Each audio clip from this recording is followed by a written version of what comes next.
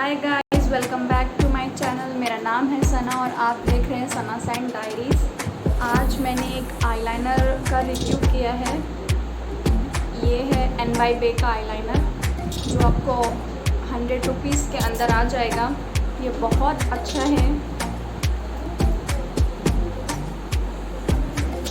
ये ज़्यादा ब्लैक है और ज़्यादा टाइम तक स्टे करता है।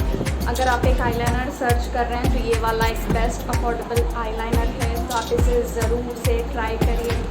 और अगर आपको मेरा वीडियो पसंद आता है तो प्लीज़ लाइक, शेयर, सब्सक्राइब ज़रूर करिए। मैं मिलती हूँ अपने अगले वीडियो में। बाय।